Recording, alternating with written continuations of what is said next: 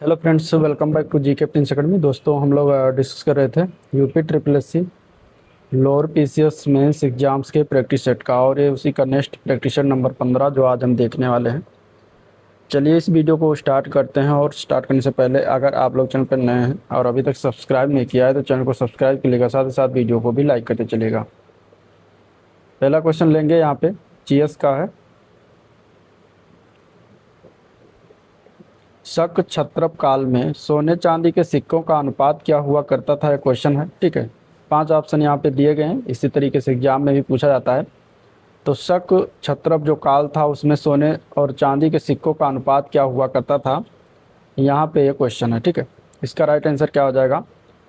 तो सोने और चांदी के सिक्कों का अनुपात जो होता था वो 1:35 के अनुपात में होता था। आंसर यहाँ पे सी ऑप्शन करेक्ट है। ठीक है, कुषाणों ने सर्वाधिक शुद्ध सोने के सिक्के चलवाए थे। अब लेखों में कभी कभी कुषाण स्वर्ण सिक्के को दिनार भी कहा गया है, और ये सिक्के रोमन के तौल माप का भी अनुसरण करते थे। ठीक है, और सर्वाधिक मात्रा में तांबे का सिक्का की अगर बात करेंगे तो वो भी कुषाण के ही द्वारा चलाया गया था। तो ये भी याद रखिएगा। आंसर यहाँ पे सी ऑप्शन इसका करेक्ट हो जाएगा। अगला प्रश्न, क्वेश्चन नंबर 2 है। चौथ एक कर था जिसे वसूलते थे, कौन वसूलते थे ये बताना है। मुगल के द्वारा वसूला जाता था, या फिर सिख के द्वारा वसूला जाता था, या फिर मराठा, या फिर अफगान, या फिर इनमें से कोई नहीं। चौथ एक प्रकार का जो कर था, टैक्स था, जो कि ये कर जो है मराठाओं के द्वारा वसूला जाता था। 17वीं-18वीं शताब्दी में छत्रपति शिवाजी महाराज द्वारा लगाया गया था। पड़ोसी राज्य की शत्रु से रक्षा के लिए 1/4 भाग लिया जाता था। ठीक है, लगभग पूरे उत्तर भारत में वसूला जाता था, जिससे मराठा उनके प्रांत की विदेशियों के आक्रमण से रक्षा कर सके। तो मराठाओं के द्वारा यह वसूला जाने वाला कर था। आंसर यहाँ पे सी ऑप्शन इसका करेक्ट हो जाएगा। ठीक है, चलिए कब और कहाँ कांग्रेस सोशलिस्ट पार्टी का गठन हुआ ये बताना है। ठीक है, कांग्रेस सोशलिस्ट पार्टी का गठन जो हुआ था वो 22-23 अक्टूबर 1934 को बॉम्बे में हुआ था। तो आंसर यहाँ पे बी ऑप्शन इसका करेक्ट हो जाएगा। जयप्रकाश नारायण, राम मनोहर लोहिया, आचार्य नरेंद्र देव इसके संस्थापक सदस्य थे। तो आंसर बी पार्ट इसका बिल्कुल राइट है। अगला प्रश्न देखते हैं। समाप्ति का सिद्धांत यानी कि डॉक्ट्रिन ऑफ लैप्स की नीति को किसने अपनाया था? ठीक है, क्लाइव ने, कर्जन ने, डलहौजी ने, या फिर विलियम बेंटिक ने। तो डॉक्ट्रिन ऑफ लैप्स का जो सिद्धांत है ये किससे संबंधित है, किसके द्वारा अपनाया गया था? ये एक प्रकार की नीति थी।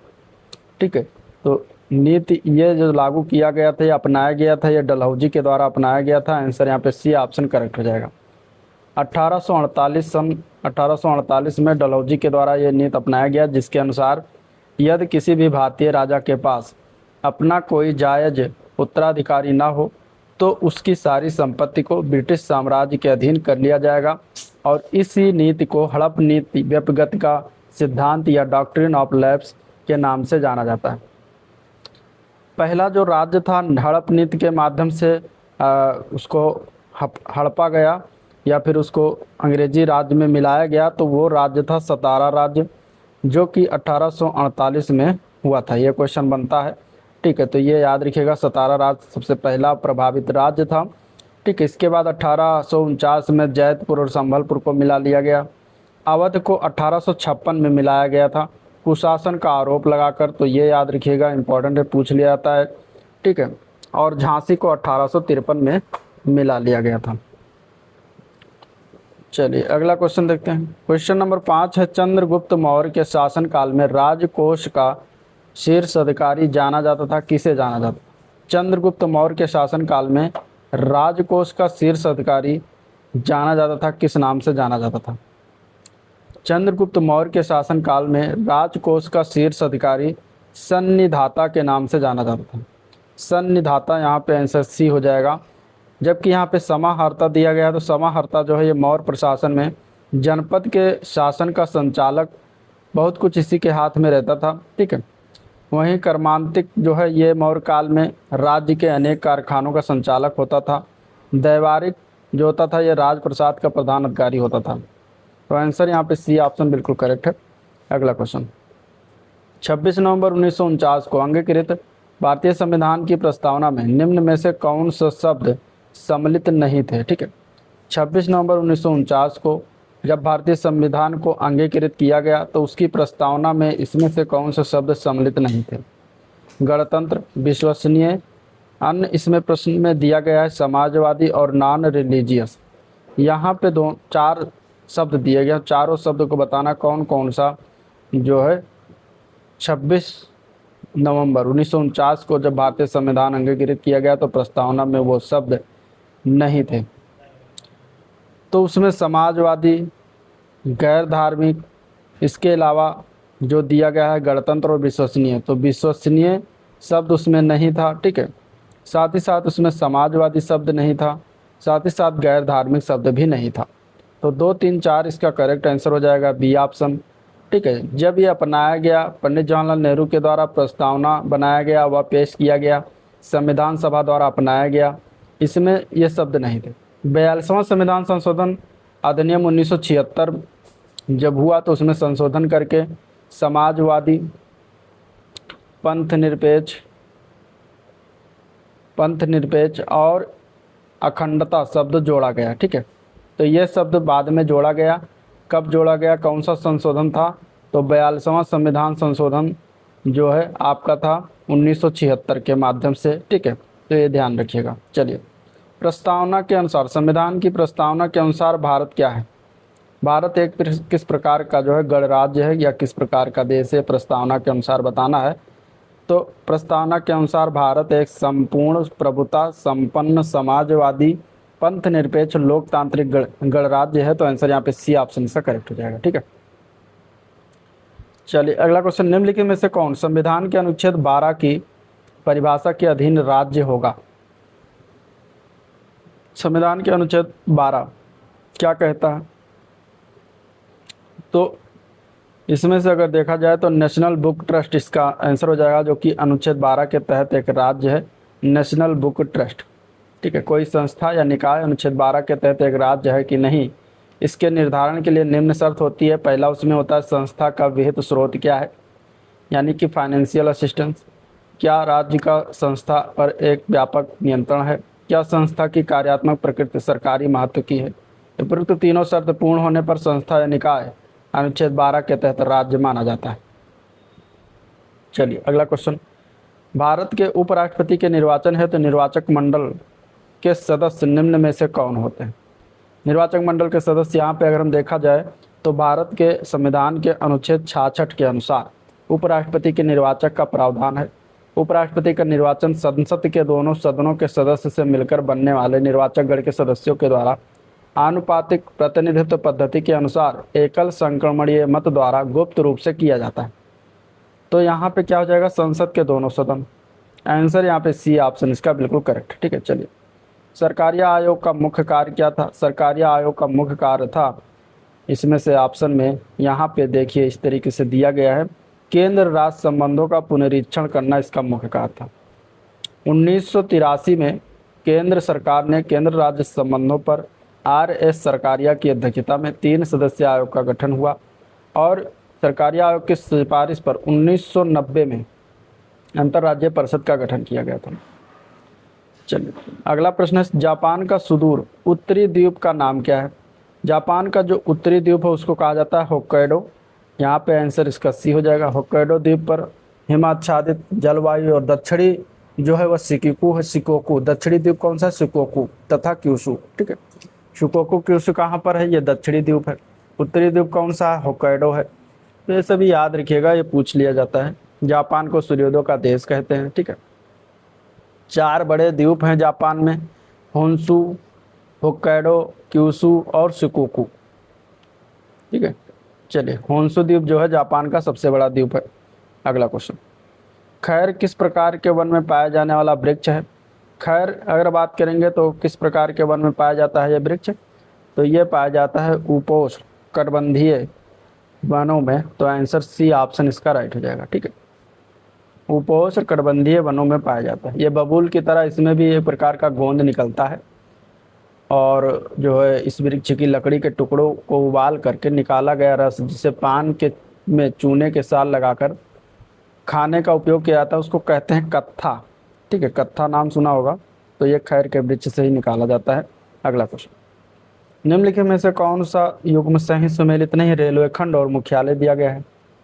उत्तर पूर्वी रेलवे का मुख्यालय गोरखपुर में है, बिल्कुल सही है। ठीक है, पूर्वी रेलवे का मुख्यालय कोलकाता में है, सही है। दक्षिणी पूर्वी मध्य रेलवे का मुख्यालय कहाँ पर है? बिलासपुर में। और दक्षिणी पूर्वी रेलवे का मुख्यालय जो दिया गया है वो कहाँ पर है? यहाँ पे दिया गया है दक्षिण पूर्व भुवनेश्वर, जो कि गलत है। ये हो जाएगा दक्षिणी पूर्व रेल का मुख्यालय, ये भी कोलकाता में।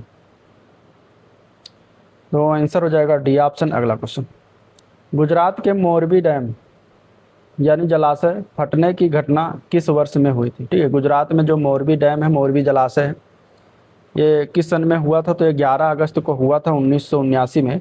तो आंसर बी ऑप्शन हो जाएगा। ठीक है, ये टूट गया था। ये मच्छू नदी पर बना हुआ है, मच्छू डैम भी कहा जाता है इसको, मोरबी डैम को। अगला क्वेश्चन, कौन सी गैस पृथ्वी के वायुमंडल में सर्वोच्च सांद्रता में मौजूद है? पृथ्वी के वायुमंडल का लगभग 78% जो है नाइट्रोजन है, तो नाइट्रोजन हो जाएगा। आंसर यहाँ पे डी ऑप्शन करेक्ट है। अगला क्वेश्चन, निम्नलिखित जीवों में से कौन सा प्रकाश संश्लेषण द्वारा अपना भोजन बना सकता है? कवक, राइबोजोबियम, वायरस, शैवाल। तो शैवाल बना सकता है, आंसर डी हो जाएगा। ठीक है, शैवाल जो है प्रकाश संश्लेषण द्वारा अपना भोजन बनाते हैं, क्योंकि इनमें क्लोरोफिल होता है जिससे प्रकाश संश्लेषण कर सकते हैं। बाकी कवक अपना भोजन स्वयं नहीं बना सकते, ये दूसरे जीवों पर निर्भर होते हैं, इसलिए इन्हें परजीवी कहते हैं। ठीक है, परजीवी। अगला क्वेश्चन, जैव प्रौद्योगिकी का मुख्य सिद्धांत क्या है? जैव प्रौद्योगिकी का मुख्य सिद्धांत है जीवित जीवों का उपयोग करके उत्पाद बनाना। ठीक है, आधुनिक जैव प्रौद्योगिकी मुख्य रूप से जेनेटिक इंजीनियरिंग पर आधारित है। आंसर यहाँ पे ए पार्ट इसके लिए बिल्कुल करेक्ट है। अगला क्वेश्चन, भारत की राष्ट्रीय बौद्धिक संपदा अधिकार नीति 2000 किस सन में, मतलब कब पारित किया गया? राष्ट्रीय बौद्धिक संपदा अधिकार नीति, राष्ट्रीय बौद्धिक संपदा अधिकार नीति 2016 में आया था, 12 मई 2016 को जारी किया गया था। आंसर यहाँ पे बी हो जाएगा। ये भारत की पहली IPR नीति थी, ये भी याद रखिएगा। क्वेश्चन नंबर 19 दिया गया है, इनमें से बताना है कि एक भू उपग्रह अपनी कक्ष में निरंतर गति करता है, यह अभिकेंद्रीय बल के प्रभाव से होता है, जो प्राप्त होता है कहाँ से प्राप्त होता है? तो पृथ्वी द्वारा उपग्रह पर लगने वाले गुरुत्वाकर्षण से प्राप्त होता है। तो बी ऑप्शन इसके लिए बिल्कुल करेक्ट हो जाएगा। क्वेश्चन नंबर 20 दिया गया यहाँ पे कि एक अंतरिक्ष यात्री अपने सहपाठी को चंद्रमा की सतह पर सुन नहीं सकता, क्यों? तो देखिए, इसलिए नहीं सुन सकता क्योंकि वहाँ पर क्या है, ध्वनि प्रसारित करने के लिए कोई माध्यम की आवश्यकता होती है, तभी ध्वनियाँ गति करती हैं, तभी ध्वनियाँ चलती हैं।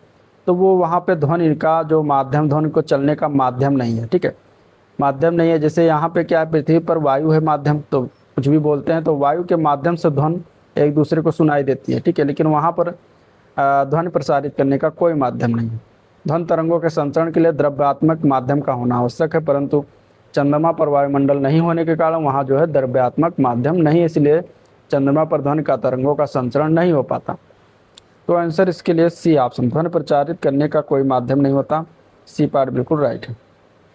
अगला क्वेश्चन, निम्नलिखित विकल्पों में से सही युग्म चुने, इनमें से सही बताना। चौथी पंचवर्षीय योजना पर जो सेवा पर ध्यान दिया गया, पांचवी पंचवर्षीय योजना उद्योग पर ध्यान था, तीसरी पंचवर्षीय योजना वैश्वीकरण पर, प्रथम पंचवर्षीय योजना कृषि पर। तो इसमें से कौन सा सही है? सही वाला यहाँ पे डी ऑप्शन लग रहा है, बाकी सारे गलत लग रहे हैं। पहली पंचवर्षीय योजना जो थी 1951 से 1956 तक, उसमें कृषि पर विशेष ध्यान देगा, कृषि एवं सिंचाई क्षेत्र पर, तो ये सही है, बाकी सारे इसमें गलत हो जाएंगे। ठीक है, अगला क्वेश्चन, निम्नलिखित में से कौन सा सही सुमेलित नहीं? फसल दिया गया है, सर्वाधिक उत्पादक राज्य दिया गया है, जैसे कि जूट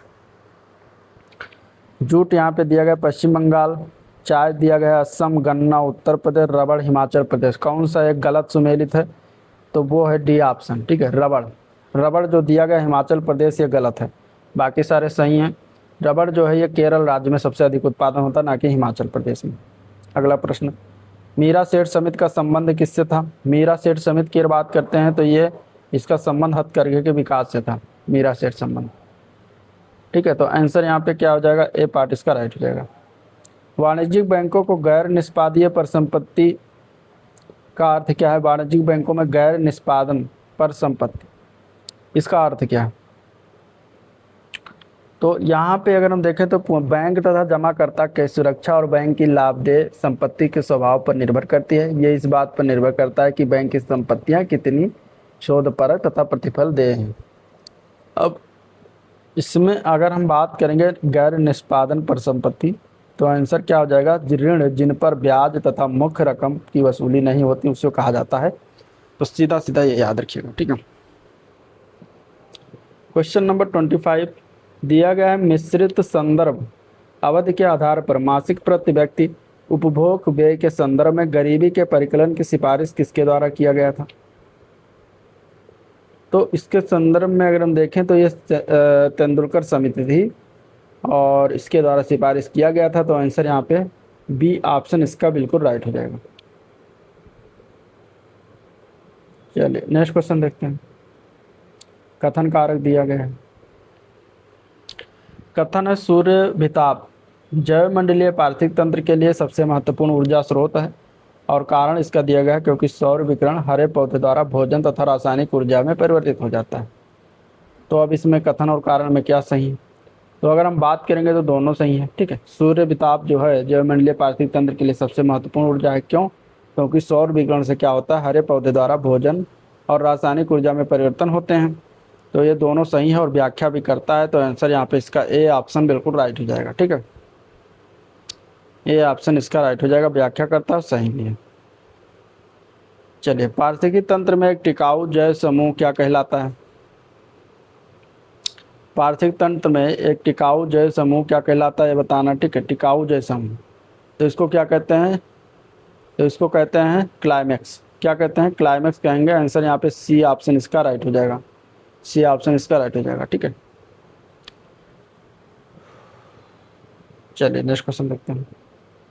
जैव समुदाय के अंतर्गत कुछ जातियां बड़ी संख्या में अन्य जातियों की समुदाय में बनी रहने की क्षमता को निर्धारित करने में महत्वपूर्ण होती हैं। ऐसी जातियों को क्या कहा जाता है? तो ऐसी जातियों को कहा जाता है की स्टोन जातियाँ या की स्टोन स्पीसीज, ठीक है। आंसर यहाँ पे ए पार्ट इसका राइट है।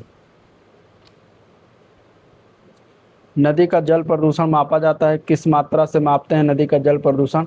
तो नदी के जल में घुली ऑक्सीजन की मात्रा से जल का प्रदूषण मापते हैं। तो डी ऑप्शन इसका राइट हो जाएगा, जिसको जल प्रदूषण की मात्रा को BOD यानी कि बायोलॉजिकल ऑक्सीजन डिमांड तथा COD केमिकल ऑक्सीजन डिमांड के माध्यम से मापा जाता है, ठीक है।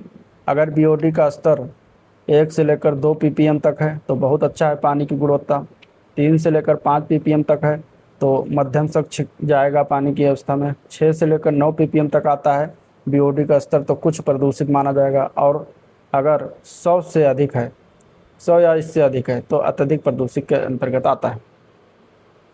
चलिए मिलान करना है यहाँ पर। मॉन्ट्रियल प्रोटोकॉल किससे संबंधित है? मॉन्ट्रियल प्रोटोकॉल 1987 में आया।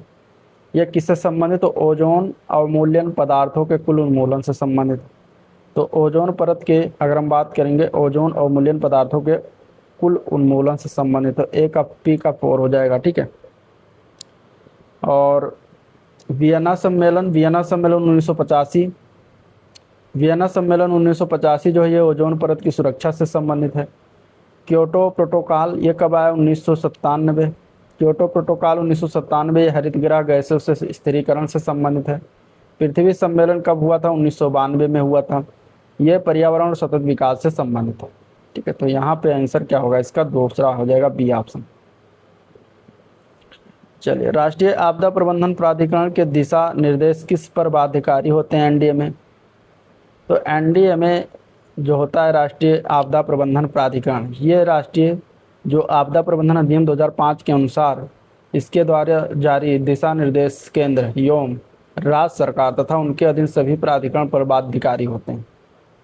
तो केंद्र और राज्य दोनों पर बाध्यकारी होगा, यहाँ पे सी ऑप्शन हो जाएगा, ठीक है। Sendai framework for disaster risk reduction की निम्नलिखित में से कौन सी प्राथमिकताएं हैं? ठीक है, कौन कौन सी प्राथमिकताएं हैं? ऑप्शन यहाँ पे दिया गया है। सेंदाई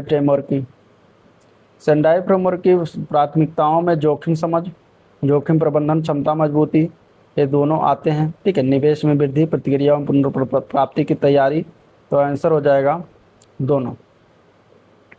आपदा प्रबंधन किस सूची के अंतर्गत आता है? आपदा प्रबंधन जो है ये समवर्ती सूची के अंतर्गत आएगा, ठीक है। आंसर यहाँ पे सी ऑप्शन बिल्कुल राइट। चलिए, भारत में उपयुक्त पारिस्थितिकी संतुलन बनाए रखने के लिए वनाच्छादन है तो न्यूनतम संस्तुत भूमि क्षेत्र कितना है? तो ये वर्ष 1988 की जो नई वन नीति आई थी 1988 में, उसके अनुसार संतुलन पर पारिस्थितिक संतुलन बनाए रखने के लिए भूमि पर 33% होना अनिवार्य है। तो बी ऑप्शन यहाँ पे जो है सही है, ठीक है। अगला क्वेश्चन, बखीरा पक्षी विहार जहाँ स्थित है वो जगह कौन सा है? बखीरा पक्षी विहार कहाँ है? बखीरा पक्षी विहार संत कबीर नगर में पड़ता है। आंसर ए पार्ट हो जाएगा, ठीक है। बखीरा पक्षी विहार कहाँ है? संत कबीर नगर। चलिए, निम्नलिखित मानव निर्मित रेशों में से कौन सा कृत्रिम रेशा कहलाता है? इनमें से कृत्रिम रेशा की बात करें तो यहाँ पे रेयान जो है ये कृत्रिम रेशा के अंतर्गत आता है, ठीक है। रेयान, रेयान क्या है? कृत्रिम रेशा। अगला क्वेश्चन है, क्रिस्पर Cas9 तकनीक का मुख्य उपयोग किसमें होता है? ठीक है, तो इसका प्रयोग हम करते हैं जीन एडिटिंग में। तो जीन एडिटिंग हो जाएगा आंसर यहाँ पे ए पार्ट, ठीक है। डीएनए का बदलने में किया जाता है। डीएनए के विशेष हिस्से को काट कर वहाँ बदलाव कर सकते हैं क्रिस्पर के माध्यम से। तो यहाँ पे ए पार्ट इसका राइट। क्वांटम कंप्यूटिंग को द्विअनुपयोगी क्यों माना जाता है? क्वांटम कंप्यूटिंग को द्विअनुपयोगी क्योंकि ये बहुत शक्तिशाली होता है और ये कठिन डिजिटल कोड में आसानी से तोड़ सकते हैं। एक क्रिप्टोग्राफी तोड़ने और नई क्रिप्टोग्राफी बनाने में इनका इस्तेमाल किया जाता है। तो आंसर यहाँ पे इसका ए पार्ट बिल्कुल राइट हो जाएगा।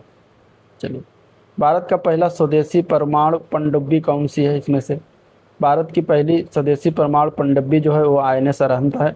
आंसर ए पार्ट हो जाएगा, ठीक है। 2016 में से भारतीय नौसेना में सम्मिलित किया गया था। ए पार्ट बिल्कुल राइट है। 1 नैनोमीटर बराबर किसके बराबर होता है? 1 नैनोमीटर तो 10⁻⁻9 मीटर के बराबर होता है। तो आंसर हो जाएगा इसका बी ऑप्शन करेक्ट, ठीक है। 10⁻6 मीटर जो है इसको माइक्रोमीटर कहा जाता है।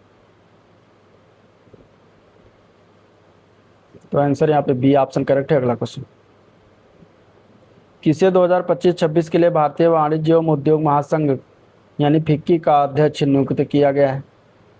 फिक्की का अध्यक्ष इनमें से किसे नियुक्त किया गया है? तो वह हैं अनंत गोयनका। यहाँ पे बी ऑप्शन इसका राइट हो जाएगा, ठीक है। नेक्स्ट क्वेश्चन, आधुनिक सैन्य विमानों की विश्व निर्देशिका द्वारा जारी वैश्विक वायु शक्ति रैंकिंग 2025 के अनुसार भारतीय वायुसेना दुनिया की सबसे शक्तिशाली वायुसेना बन गई। कौन से नंबर की बनी है? कौन से नंबर की है? तो तीसरे नंबर पर। Answer B option correct. पहले और दूसरे पर कौन है? पहले पर अमेरिका है, दूसरे पर रूस है, तीसरे पर भारत। चलिए, अगला क्वेश्चन होगा, कौन सा राज्य 24 नवंबर से 5 दिसंबर 2025 तक आयोजित होने वाले खेलो इंडिया यूनिवर्सिटी गेम्स के 5वें संस्करण की मेजबानी करेगा या हो चुका है? ये हुआ था राजस्थान में। आंसर ए पार्ट हो जाएगा, ठीक है। राजस्थान में। आंसर क्या हो जाएगा? ए पार्ट इसका बिल्कुल करेक्ट। चलिए, हाल ही में किस कंपनी को भारत सरकार के द्वारा मिनी रत्न का दर्जा प्रदान किया गया है? मिनी रत्न का दर्जा इनमें से प्रदान किया गया हिंदुस्तान कॉपर लिमिटेड को मिनी रत्न का दर्जा प्रदान किया गया है। तो डी ऑप्शन इसका करेक्ट। कौन जापान की पहली महिला प्रधानमंत्री बनी है? उनका नाम क्या है? तो उनका नाम है साने तकाइची, ठीक है। सी ऑप्शन सही है। 2025 में 21 अक्टूबर को ये जापान की 104वीं प्रधानमंत्री बनी और ये जो है जापान की पहली महिला प्रधानमंत्री बनी थी। अब हिंदी के क्वेश्चन देखेंगे। मुख्य बिजली के बल्बों के ऑर्डर की निरस्तीकरण की सूचना देते हुए किसे पत्र लिखेंगे? ठीक है, मुख्य बिजली के बल्ब के ऑर्डर की निरस्तीकरण की सूचना देते हुए किसे जो है पत्र लिखेंगे ये बताना है, ठीक है।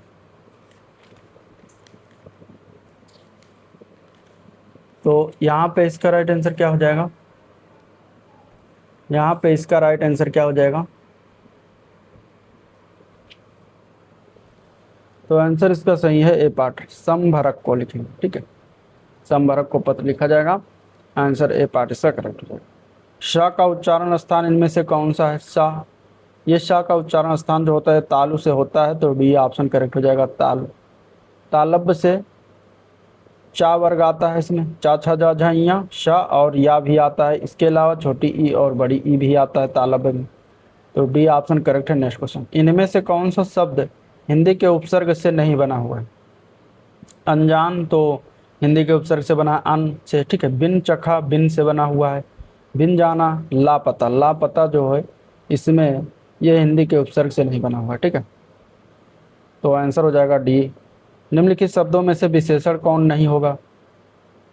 आंतरिक, अंतर, आग्नेय, अधिकारी।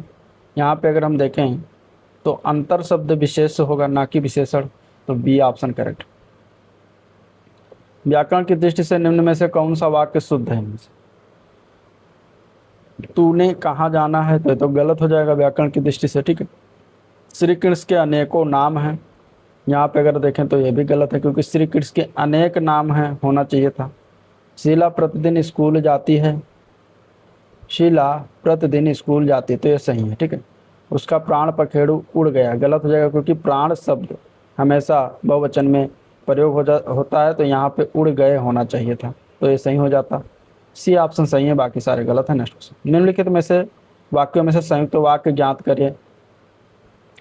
संयुक्त वाक्य संयोजक अव्यय याद रखिए, और एवं, फिर, तो, नहीं तो, अथवा, किंतु, परंतु, इसलिए, ये सभी अगर आपको कहीं दिख जाए तो वो हो जाएगा आपका क्या? संयुक्त वाक्य। तो किंतु यहाँ पे लगा हुआ है, आंसर बी ऑप्शन करेक्ट हो जाएगा, ठीक है। दो समानार्थी शब्दों की पुनरुक्ति के बीच में किस विराम चिन्ह का प्रयोग किया जाता है? तो उसको कहा जाता है योजक चिन्ह। इस तरीके से लगता है योजक चिन्ह। आंसर यहाँ पे सी ऑप्शन इसका करेक्ट है, ठीक है। अगला क्वेश्चन है, कान कतरना मुहावरे का अर्थ क्या होगा? कान कतरना, इसका अर्थ है, कान कतरने का अर्थ हो जाता है बहुत अधिक चालाक होना, ठीक है, बहुत अधिक चालाक होना। गुड़िया का बहुवचन क्या होगा? गुड़िया का बहुवचन की बात करते हैं तो ए पार्ट हो जाएगा, गुड़िया हो जाता है। आंसर ए पार्ट बिल्कुल राइट। सर्प, मेढक, सिंह, घोड़ा, वानर, हाथी आदि को समझने वाला शब्द कौन सा है? यानी कि अनेकार्थी शब्द बताना है यहाँ पे।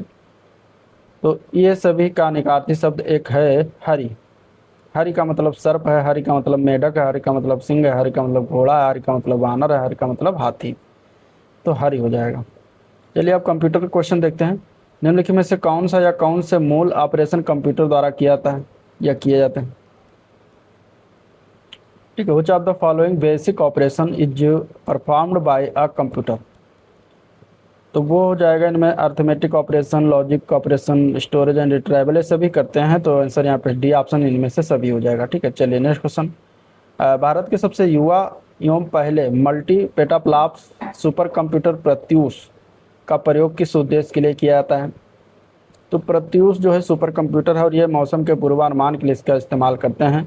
आंसर ए पार्ट राइट है, ठीक है। चलिए नेक्स्ट क्वेश्चन, पहला माइक्रो प्रोसेसर जो है 4004 किस कंपनी के द्वारा बनाया गया था?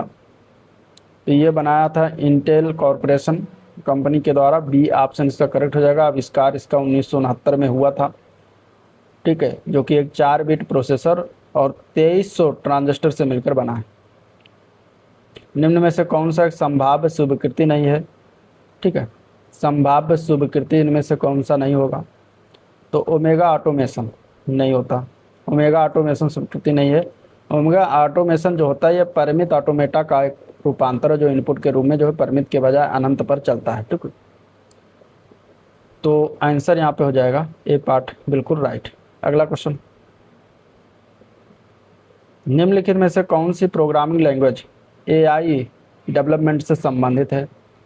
एआई से संबंधित इसमें से प्रोग्रामिंग लैंग्वेज की बात करेंगे तो वो हो जाएगा प्रोलाग लैंग्वेज, ठीक है, प्रोलाग। डी ऑप्शन करेक्ट है। प्रोलाग एक तार्किक प्रोग्रामिंग लैंग्वेज है जिसका उपयोग आर्टिफिशियल इंटेलिजेंस, कंप्यूटेशनल भाषा विज्ञान के लिए किया जाता है। कंप्यूटर में एआई का अर्थ क्या है? कंप्यूटर में एआई का अर्थ की बात करेंगे तो आर्टिफिशियल इंटेलिजेंस हो जाता है यहाँ पे, ठीक है। आंसर सी ऑप्शन करेक्ट है। नेक्स्ट क्वेश्चन, निम्नलिखित में से कौन इंटरनेट ऑफ थिंग्स की विशेषता है? Connectivity, dynamic and self adopting, scalability. अब इंटरनेट ऑफ थिंग्स जिसको कहा जाता है आईओटी, इसका फुल फॉर्म क्या है? Internet of things. पहली बार केविन स्टन के द्वारा 1999 में इसको प्रयोग किया गया इस शब्द का। अब इसमें जो है कुछ विशेषताएं, जैसे कनेक्टिविटी इसकी विशेषता होती है, ठीक है, स्केलेबिलिटी इसकी विशेषता होती है, डायनेमिक एंड सेल्फ अडैप्टिंग इसकी विशेषता होती है, ठीक है। इसके अलावा इसकी पहचान, सेंसिंग, ये सभी विशेषताएं होती हैं। तो आंसर हो जाएगा C option, all of the option.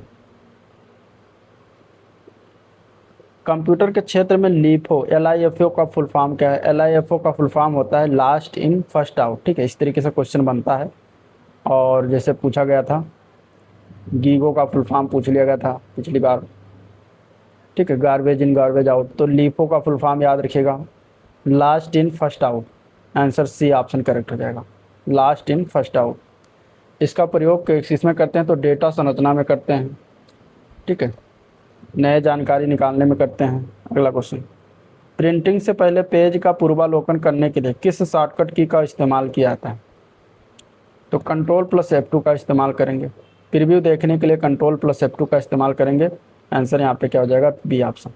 निम्नलिखित में से वर्ड प्रोसेसर में पैराग्राफ फॉर्मेटिंग में क्या सम्मिलित है? पैराग्राफ फॉर्मेटिंग में इनमें से क्या क्या सम्मिलित है? Subscript, font, underline, colour, line spacing, इसमें से क्या क्या सम्मिलित है या क्या सम्मिलित है इनमें से? ठीक है, तो वो होता है फॉन्ट पैराग्राफ फॉर्मेटिंग में। ठीक है, माफ करिएगा, यहाँ पे हो जाएगा पैराग्राफ फॉर्मेटिंग में लाइन स्पेसिंग, इसमें से लाइन स्पेसिंग हो जाएगा। आंसर यहाँ पे आपका D option correct. Word processing paragraph formatting के लिए जो है लाइन स्पेसिंग का इस्तेमाल करते हैं। ठीक है, चलिए अगला क्वेश्चन, निम्नलिखित में से कौन सा बुनियादी रूप से टेक्स्ट फॉर्मेटिंग की विशेषता नहीं है? टेक्स्ट फॉर्मेटिंग की विशेषता नहीं है इनमें से। इटैलिक होता है, ठीक है, अंडरलाइन करना, कैपिटलाइज करना, बोल्ड करना, इनमें से कौन सा नहीं होगा? तो 76 का सी नहीं होगा। कैपिटलाइज करना नहीं होता टेक्स्ट फॉर्मेटिंग के अंतर्गत। टेक्स्ट फॉर्मेटिंग के अंतर्गत इटैलिक आता है, अंडरलाइन करना भी आता है, बोल्ड करना आता है, ये सभी इसके फॉर्मेटिंग की विशेषता है। ठीक है, जबकि कैपिटलाइज है ये सामान्यतः सिंटैक्स चेंज के अंतर्गत आता है। MS वर्ड का प्रयोग मूलतः निम्नलिखित में से किसके लिए किया जाता है? MS वर्ड का प्रयोग मूलतः इसमें से देखेंगे तो विभिन्न प्रलेख तैयार करने में, ठीक है, प्रिपेयरिंग द वेरियस डॉक्यूमेंट्स में किया जाता है। आंसर यहाँ पे सी ऑप्शन इसका करेक्ट हो जाएगा। ठीक है, 77 का सी हो जाएगा। MS वर्ड माइक्रोसॉफ्ट द्वारा विकसित वर्ड प्रोसेसर है और विभिन्न वेरियस डॉक्यूमेंट को प्रिपेयर करने के लिए किया जाता है। स्प्रेडशीट का प्रयोग करने का लाभ क्या है? तो गणनाएं स्वतः ही की जा सकती हैं, डेटा में परिवर्तन होने पर गणनाएं स्वतः ही अद्यतन हो जाती हैं, अधिक लचीला होता है। ठीक है, तो ये सभी व्यवस्था ये लाभ होता है। तो आंसर इसका डी ऑप्शन बिल्कुल राइट है।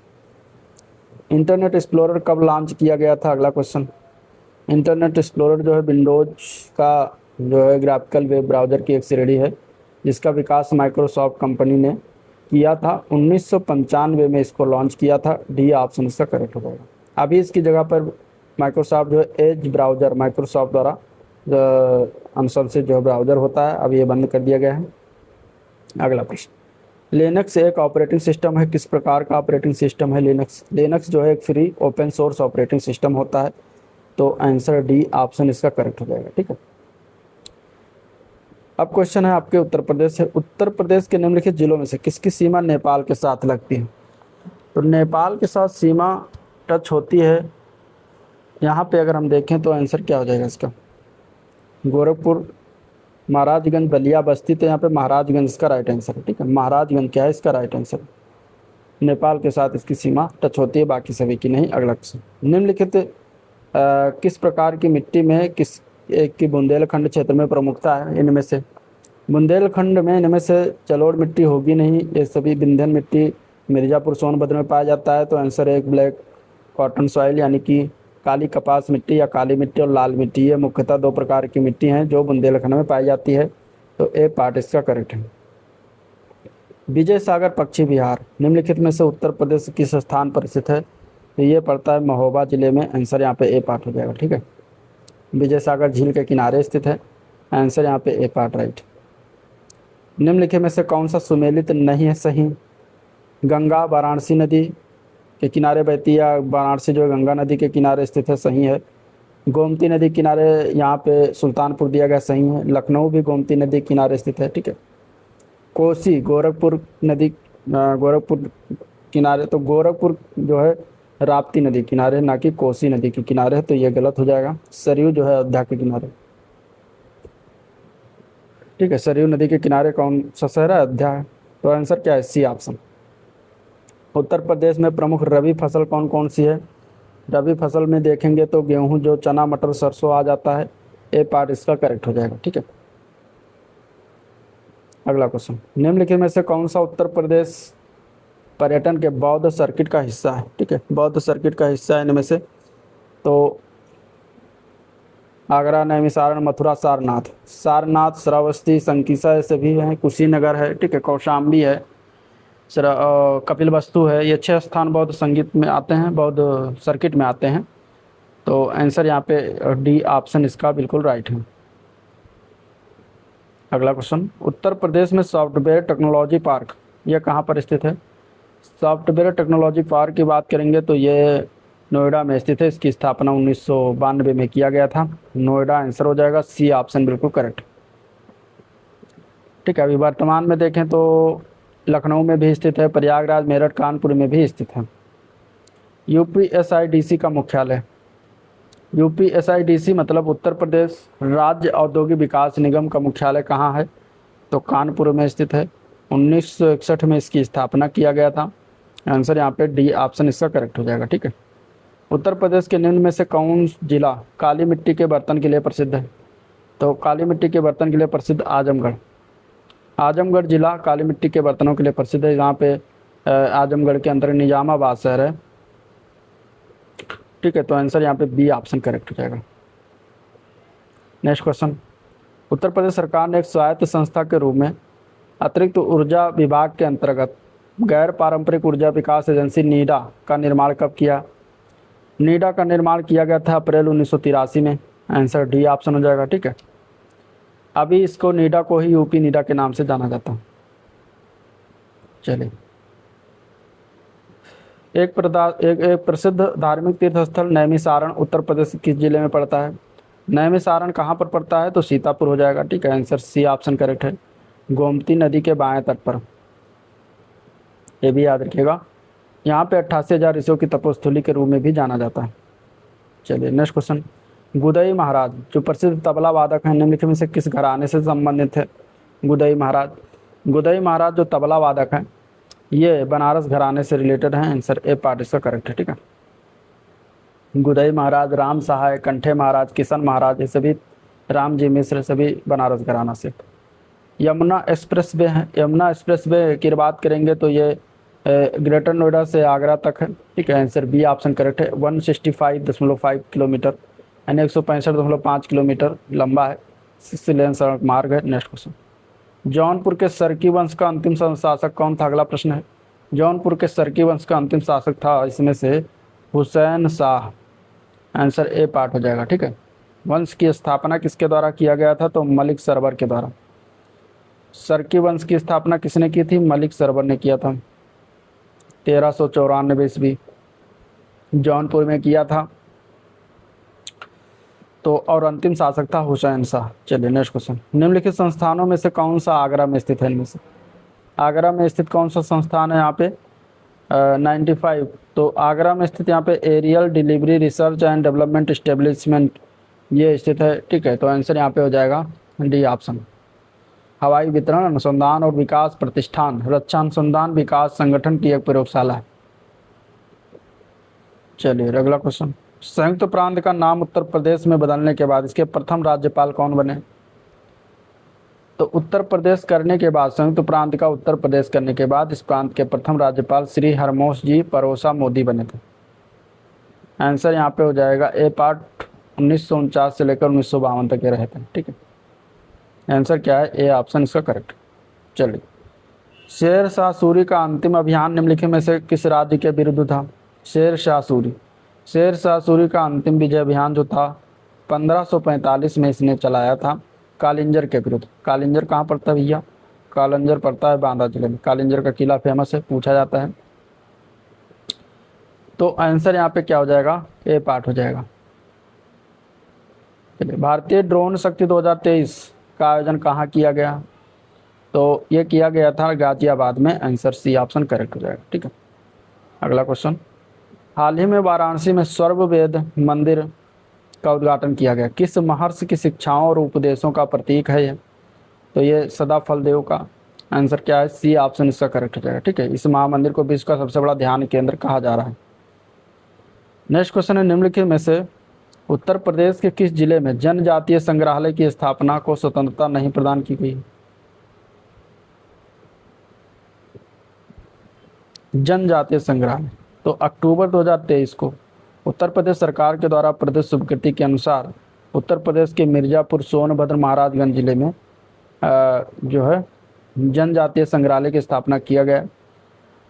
मिर्जापुर के तरौला पांडेग्राम, सोनभद्र के ग्राम मारकुंडी और महाराजगंज के कुनसेरवा ग्राम में किया गया है। ठीक है, बाकी इसमें झांसी में नहीं किया गया है, तो यहाँ पे डी ऑप्शन इसका करेक्ट हो जाएगा। तो ये था ओवरऑल वीडियो जिसको हम लोगों ने देखा, डिस्कस किया। वीडियो पसंद आया तो लाइक करिए, चैनल को सब्सक्राइब नहीं किया अभी तो सब्सक्राइब कीजिएगा, साथ ही साथ वीडियो को शेयर भी कीजिएगा। ठीक है, और आज से ये इसी कल से होता है ये एंड, पूरी बुक पूरा 15% जिसको हम लोगों ने देखा। वीडियो कैसा लगा कमेंट में जरूर बताएगा। इसका मैं संकलन करके आपको जो है प्रोवाइड कर दूंगा, तो आप उसको एक साथ भी देख सकते हैं। ठीक है, चलिए आज का वीडियो एंड करते हैं, मिलते हैं नेक्स्ट वीडियो में, तब तक के लिए थैंक यू।